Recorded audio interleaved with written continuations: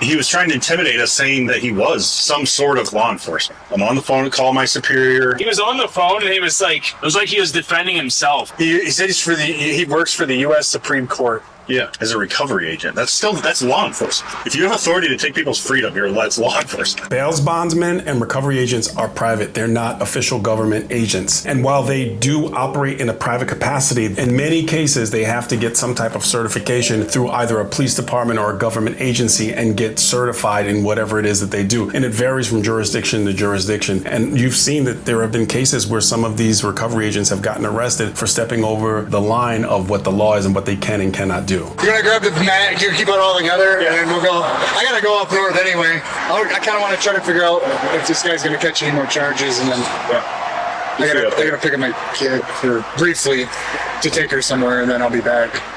Sounds good.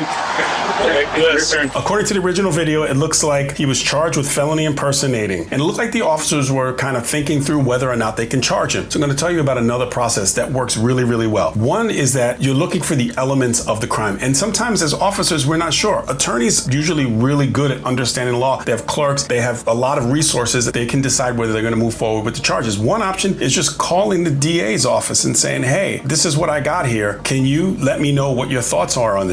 Another option is if it's on hours where you can't get a hold of someone from the DA's office. When I say DA, I mean the district attorney's office. People who ultimately will file the charging documents. You can write everything that you have and all the elements that you have. I found this. The person said this. This was recorded on body cam. And you can write other charges recommended for consideration. And that's just something that the deputy DA will end up reading, and they can say, okay, I'm going to charge him for that. Because what you arrest a person for, what they ultimately get charged with, according to what the district attorney's office, can sometimes be very, very different. And those other charges recommended for consideration are a way that you can protect yourself from mischarging someone, and a way that you can also make sure that all the elements are put together so the DA can put together a pretty slam dunk case. So that's just an advanced kind of thing, but it's also incredibly basic if you potentially have all the elements and can make a really good case. I'd like to shout out a group of people, since I just was talking about the district attorney's office, because a lot of people don't realize that the district attorney's office is the ultimate authority on whether the charges end up going forward or not. Because sometimes an officer will make an arrest and the charges will get dumped. The DA says you just don't have enough here. And sometimes the officer had enough, they just didn't articulate it in the report. But they work really hard hours. People give them a really, really hard time. They watch their counterparts who go into private practice and make a whole bunch of money, and they're working in a district attorney's office making a county, state, or city salary. And they still do it because they care about the law. So shout out to all of the people that work in the district attorney's office on both sides. We all appreciate you for what you do. I can't speak for everyone. I do. If you like this kind of content, like the video, subscribe to the channel.